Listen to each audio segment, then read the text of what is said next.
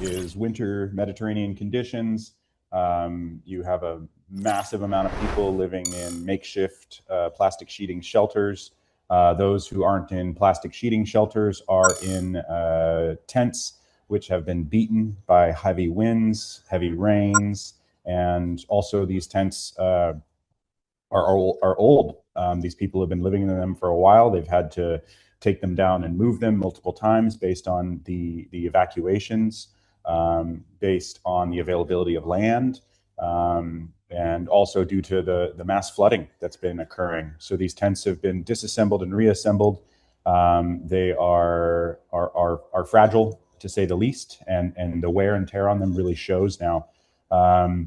You also have bedding materials which are very old, and then people lost so much in the hostilities that a lot of times there's numerous stories of people going to work and coming home and their house is destroyed, so they have nothing, and then they're trying to survive in really unfavorable weather conditions. They get wet, and children die of cold exposure. Adults even die of cold exposure. It's like I say, it's dire, doesn't begin to explain it. So it's like I said, it's the wet, and it's the inability of these people to get dry. When you cannot stay dry, you're at an incredibly higher risk. And with the flooding, with the rain, and for instance, the other day it was hailing. Half-centimeter diameter chunks of ice were falling from the sky, paired with heavy winds. So it's very clear when you go out onto the street.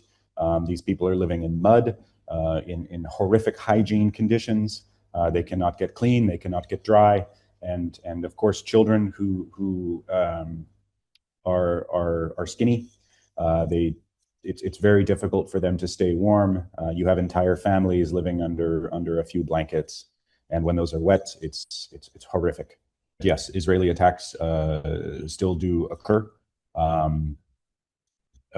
regularly. So my project here in Gaza City has a patient cohort of around 2,900 individuals. MSF is on the list to be banned. These people are heavily dependent on our medical services.